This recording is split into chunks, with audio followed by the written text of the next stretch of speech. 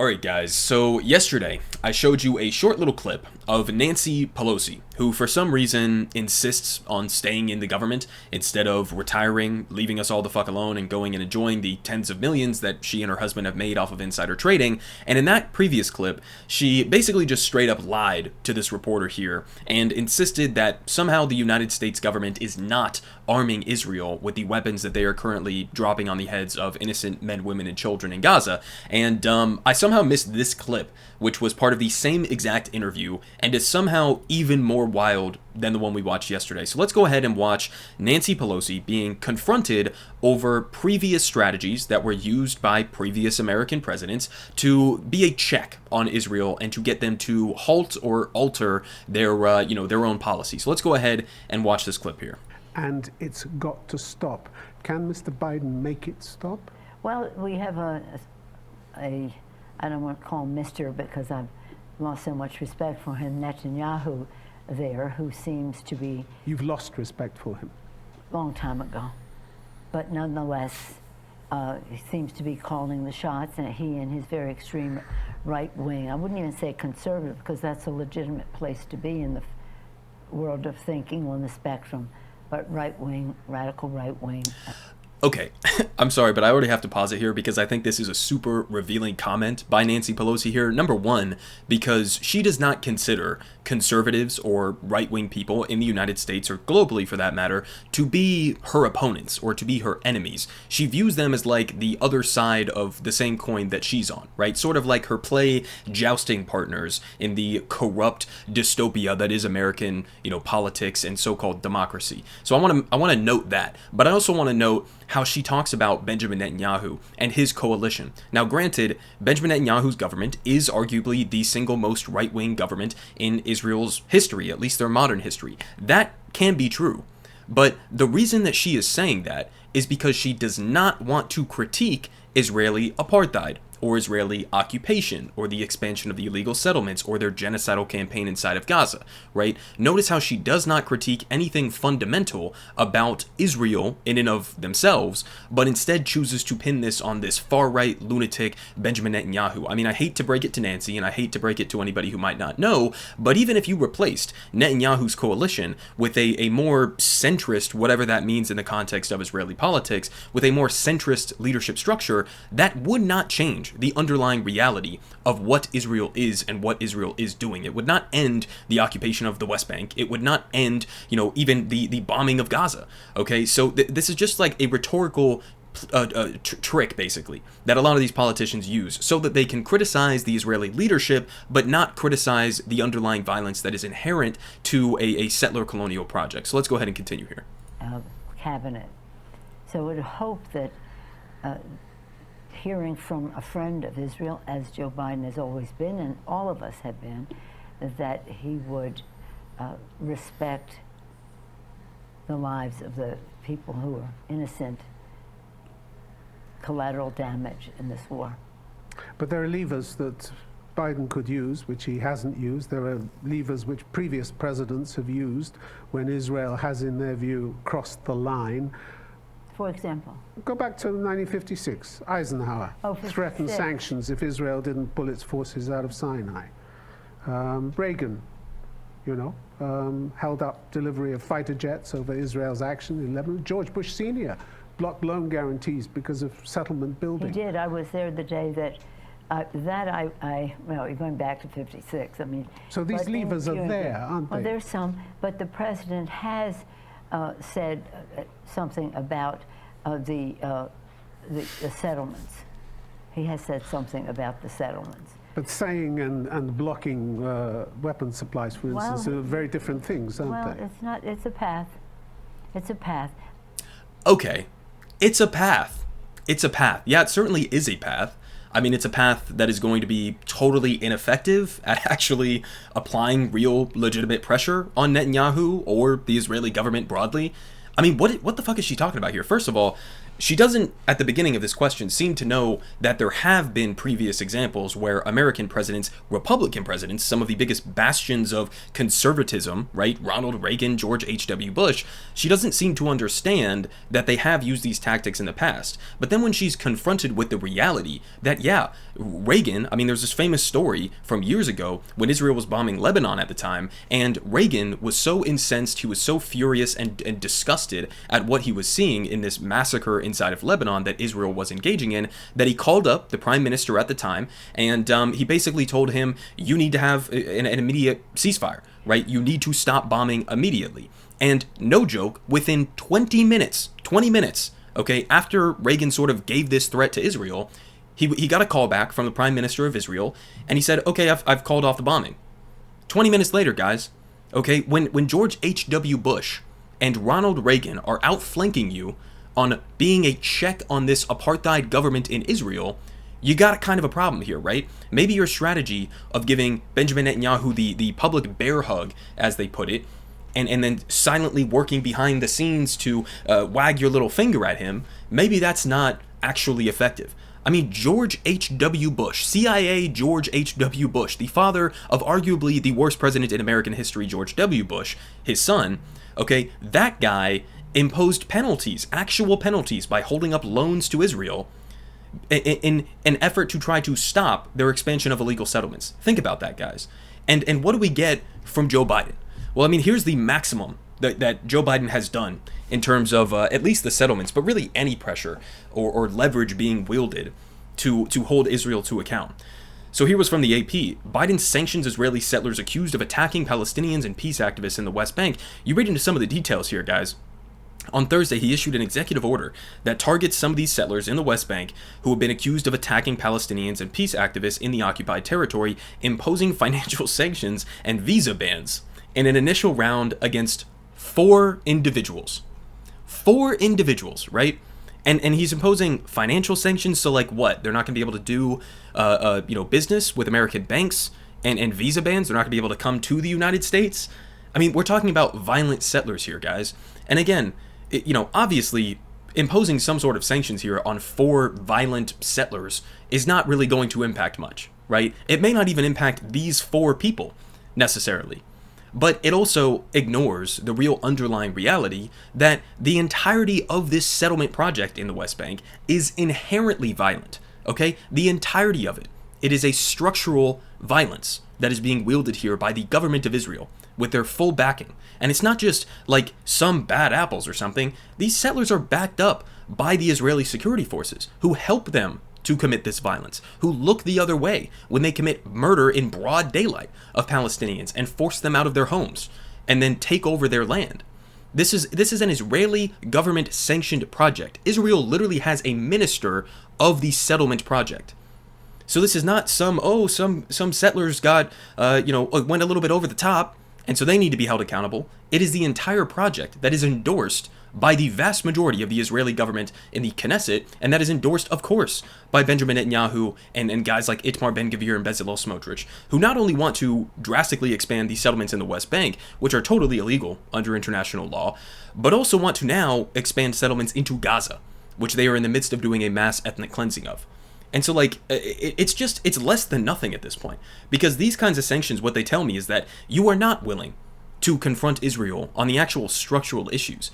Sure, you're willing to do like a little virtue signal here and give some semi-half-assed punishment to 4 people, but you're not looking at the bigger picture. And you are showing a willing disregard to actually understand the underlying issue that's at play here. And so that's the best kind of thing that we get from Joe Biden, right? That and like behind the scenes conversations. Oh, we're having difficult conversations with our Israeli counterparts, and we are going to ask them to investigate themselves and get back to us in 6 months with zero evidence breakdown on what happened when they committed XYZ war crime, right? That's the best that we get. So we get a couple other updates here. We got this from Rami. He says at the United Nations Security Council meeting on the Middle East, the head of MSF, which is Doctors Without Borders, Christopher Lockyer, said this, quote, Israeli forces have attacked our convoys, detained our staff, bulldozed our vehicles, hospitals have been bombed and raided, and now, for a second time, one of our staff shelters has been hit. This pattern of attacks is either intentional or indicative of reckless incompetence. Our colleagues in Gaza are fearful that as I speak to you today, they will be punished tomorrow. He adds, the humanitarian response in Gaza today is an illusion, a convenient illusion that perpetuates a narrative that this war is being waged in line with international laws. Calls for humanitarian assistance have echoed across this chamber, yet in Gaza, we have less and less every day, less space, less medicine, less food, less water, less safety. And this is something that we have been talking about relentlessly, the targeting of Israel's healthcare infrastructure, whether it's Doctors Without Borders or whether it's any other, of the 30 some odd hospitals that are no longer functioning out of the 36 that were there before October 7th, and that have been bombed, that have been raided, where Israel has been taking pot shots and shooting men, women, children inside and around these hospital complexes. In some of them, they have straight up raided the hospital complexes. I mean, remember when they said that, Al-Shifa had this massive Hamas command center that was supposedly under it, and how they were going to go and do this raid and expose all of these Hamas militants and commanders and whatever. I mean, they did that animation where it looked like, a giant tunnel network that was under Al-Shifa, and they had these computer setups and weapon storage facilities and all of this and that. And then it turns out that essentially none of that was true in any way, shape, or form. You just attacked a hospital where a bunch of civilians were being treated and taking shelter. And so, I mean, this is nothing new, but I mean, here you have again, Doctors Without Borders, testifying to this at the United Nations Security Council, the same council where just a few days ago, the United States vetoed a resolution calling for an immediate ceasefire. I mean, even Obama, who famously bombed the Kunduz hospital in Afghanistan years ago, and this was also an MSF hospital facility, and he bombed that, and it was considered like an international scandal. And he actually had to issue an apology afterwards, which is like the rare, you never get an apology, from a U.S. president for committing a war crime. Usually they don't even admit it. But he came out, he said it was a mistake, yada, yada, yada, bad intelligence, whatever the excuse is. But that was like an international scandal. Israel has been doing this repeatedly. Ambulances, hospitals, medical facilities, doctors, everybody has been targeted, arrested, they bulldozed their equipment. I mean, what more can you say about it? I talked about the story of Hind Rajab, who was this terrified 6-year-old child whose entire family that she was with in this car in Gaza had been killed already. She makes a desperate call to the Palestinian Red Crescent to try to come and help her, and then they send out a couple of guys to go and try to find and locate her and help her. These guys in this ambulance had coordinated with the IDF, said that they were going to this location, and the IDF still bombed the ambulance that was going to try and help this child, who was obviously, of course, later found killed. So what do you say at this point, other than it's obviously intentional? We also have the intentional striking of food convoys, which is on top of the fact that Israel has been blocking a vast majority of the aid that is stuck outside of the border of Gaza from getting in, and creating all of these barriers and processes to prevent adequate food, water, medicine, the rest of it from getting into the people of Gaza, who they are currently in the midst of starving. And I mean, this was just one recent example.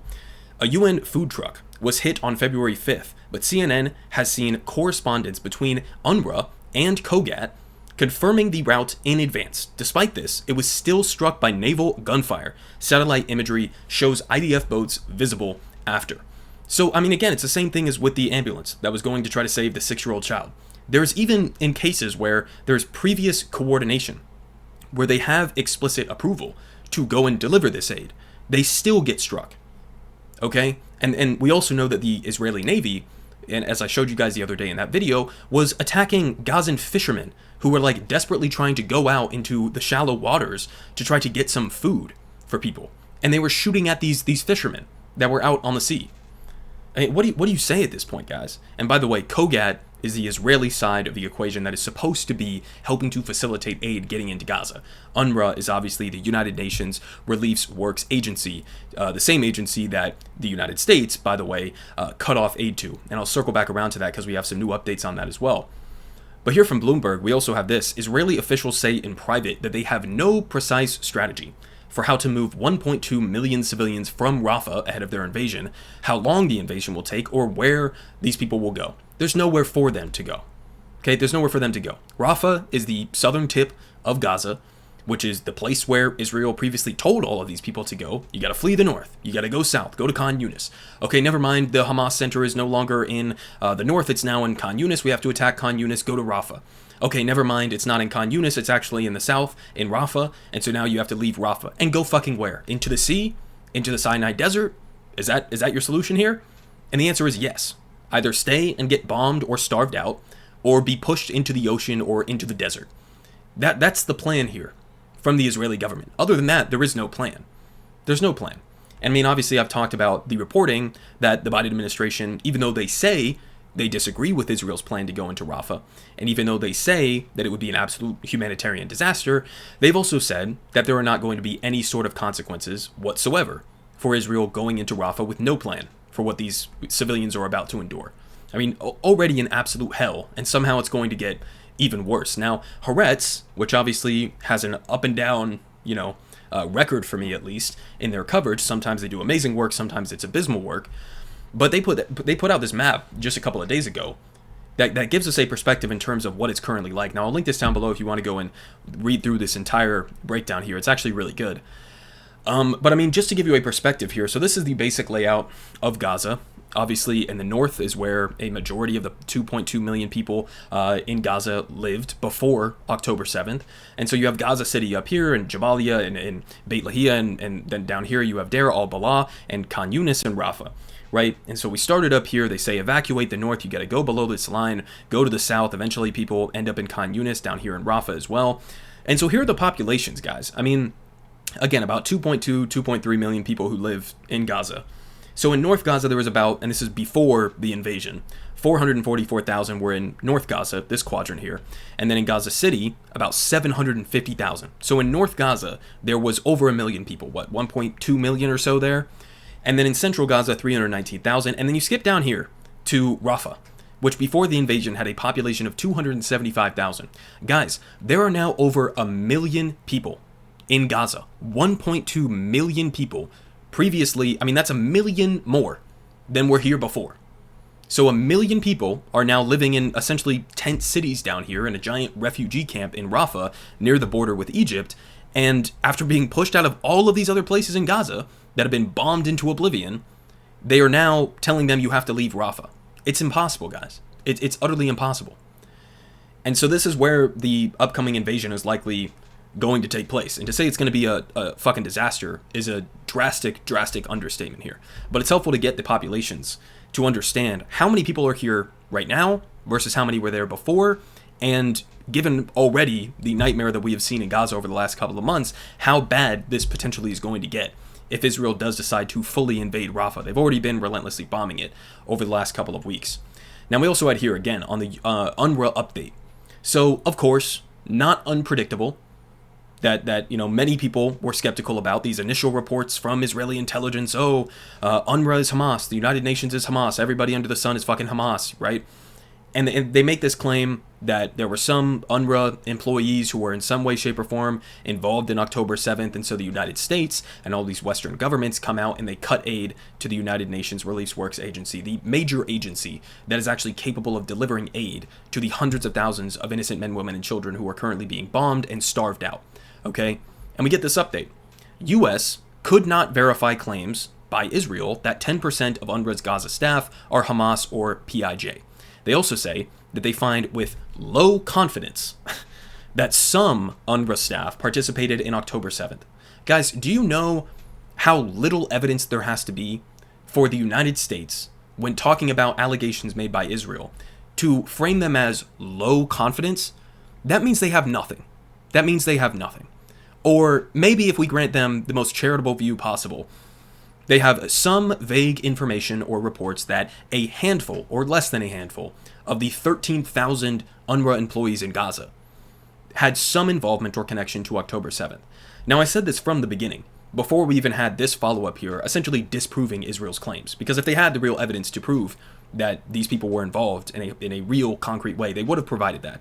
They would have made a definitive case. They know that they don't have to make a definitive case because the United States, again, cuts off aid to UNRWA without any evidence provided. But we knew this a couple of days ago or a couple weeks ago when this initial allegation came out that this was likely bullshit, as has been the vast majority of the allegations of the IDF and of Israel. But what I said at the time was, guys, even if this was true, even if this claim was true and this claim was true, that still would not justify worsening what is arguably the single worst humanitarian crisis on the face of the planet.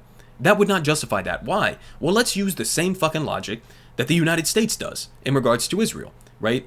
Because if all it takes to cut aid to UNRWA is mere unproven allegations by Israeli intelligence that some members of UNRWA potentially were involved in war crimes on October 7th, let's flip that around, right?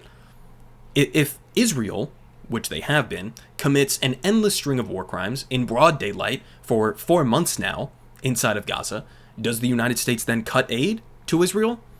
I mean, imagine the United States cutting aid, cutting funding, cutting the weapon shipments to Israel on allegations of war crimes. They would have done that. They would have had to cut that aid decades ago. Decades ago. But we have all of this evidence of war crimes committed by the IDF. We have the International Court of Justice, the highest court in the world from the United Nations, that is in the midst of a genocide case against Israel, as well as another case that is about the Israeli occupation of Palestinian territories. And even with all of that, even with the endless documented record of war crimes committed by the IDF, verifiable, we increase aid to Israel. So, I mean, the idea that this is based on some principle, that this is based on anything other than just further brutalizing innocent civilians in Gaza, I mean, it's just utterly absurd. It's despicable and disgusting. And honestly, you know, this is some of the strongest evidence you could get that Joe Biden and the United States are complicit in this genocidal war. I mean, cutting aid to starving people, as we have reports that hundreds of thousands of people are at risk of starvation to death inside of Gaza, on top of, you know, the lack of medical supplies and clean drinking water, as Israel has been destroying the water supplies inside of Gaza, attacking even their agriculture, their bakeries, and all other forms of civilian infrastructure, schools, hospitals, mosques, whatever. It doesn't matter. Everything has been attacked. And we do nothing. We don't do nothing, actually. We increase weapon shipments to them. And just as a reminder here, because this is also important, maybe on a technical approach, I guess, this is all illegal. I mean, it probably doesn't need to be said, but it does need to be said. It's all illegal under international law, under U.S. law. I mean, here's a couple examples, right? The conventional arms transfer policy prohibits U.S. weapons transfers when it's likely that they will be used by Israel to commit genocide, crimes against humanity, and grave breaches of the Geneva Convention. So this is one of the obligations that we have to not aid in a genocide under international law. I mean, we also have like U.S. laws, right? I mean, the Foreign Assistance Act forbids the provision of assistance to a government which engages in a consistent pattern of gross violations or internationally recognized human rights. Checkmark. Arms export control, which says that countries that receive U.S. military aid can only use the weapons for legitimate self-defense and internal security, which obviously would not apply to this massacre of innocent civilians in Gaza. The U.S. War Crimes Act, which forbids grave breaches of the Geneva Conventions, including willful killing, torture, or inhumane treatment, willfully causing great suffering or serious injury to body or health, and unlawful deportation or transfer perpetrated by the Israeli occupying forces. Again, the Leahy Act, or the Leahy Law, which is one of the main ones that I've brought up, prohibits the U.S. government from using funds for assistance to units of foreign security services when there is credible information implicating that unit in the commission of violations of human rights, which obviously would apply to Israel. Now, we also had this here before I finish off this video. As pointed out here by Mustafa Barghouti, the Israeli Knesset just voted with a huge majority, 99 out of 120, against the establishment of a Palestinian state. Now, it's not like this was something that was actually coming up, like, oh, they're about to, recognize a Palestinian state, and then they blocked it. Like, no, this was just reconfirming what was already standard Israeli policy, which obviously Netanyahu has been bragging about for years, if not decades at this point, as being one of the primary figures who has prevented the establishment of a Palestinian state. And as he points out here, it's both government parties and opposition parties voted for Netanyahu's proposal against a two-state solution. Different parties, same extreme, and racist colonial policy. And this is, again, important to tie this back to what Nancy Pelosi was saying at the beginning. Because when Democrats come out and they feel like it's easy to come out and critique Benjamin Netanyahu, oh, well, I don't like Benjamin Netanyahu, but I still stand with Israel. Understand this is what they mean. They mean we want a slightly different face who's not as, Trumpian, doesn't remind us of Trump as much in his political approach, but who has basically all of the same underlying policies. That's what they're saying when they do that, right? I mean, it is almost a universal thing. A vast majority of their government that has no interest in following through on what Biden's openly stated goal is, which is, a two-state solution, as he puts it, right? And so I'll finish off with this here to give you guys a little bit of hopium in this sea of darkness and destruction. Hillary Clinton, I was about to say Nancy Pelosi. Hopefully this happens to Nancy Pelosi as well. But Hillary Clinton was recently, once again, confronted by protesters who, essentially call her a war criminal, which she objectively is, I think, by any metric. But let's go ahead and cheer ourselves up here just a little bit. It has a right to defend itself, but we also have to expect Israel to do everything. Israel is not defending itself. It's a genocide that you're paying for. And then you talk about women's rights? Are you serious? What women's right are you talking about? This is a genocide committed by the USA, the government that you're standing under, and now you're speaking cinema for peace. We are watching a cinema of genocide. We are a democratic country, and everybody's free to vote. Wars in Afghanistan, in Iraq, all over the Middle East. You are a war criminal. You are a hypocrite. Shame on you. Shame on all of you for supporting imperialism. Zionist imperialism, whether in the East or the West. Free Palestine. Ceasefire now. Greatest loss of life of Jewish people since the Holocaust. How dare you speak about human rights while Palestinians are being murdered in the name of protections of human rights? It has nothing to do with human rights. Shame on you! Shame on you! So again, as I've said before, I do genuinely hope that politicians like, Nancy Pelosi or Hillary Clinton or Joe Biden or any of the rest of these motherfuckers never get a single moment of peace. This is exactly how they should be confronted in any sort of public setting that they decide to show their faces at, especially if it's at some sort of a conference where they are preaching about human rights and democracy and women's rights and freedoms and things like that. I mean, Hillary Clinton is responsible for the deaths of how many people? I mean, deeply responsible for collapsing Libya years ago, and also a big supporter of many of our other wars around the Middle East, right? Whether it's in Iraq or in Afghanistan or whatever the case may be. So I think that that's entirely justified to confront them wherever they go, and I genuinely hope that happens more. We've seen it happen to Joe Biden a ton of times. It should continue happening. I mean, this is not an issue that's going to go anywhere. Obviously, this is going to have serious implications for the election coming up. Not that that's even necessarily, like, by any metric, the most important thing that's going on right now, but hopefully at least it adds to some of the pressure on these people to inevitably and eventually change course and even just apply the minimal amount of effort and leverage over Israel so that they can be slightly less complicit in this ongoing genocide.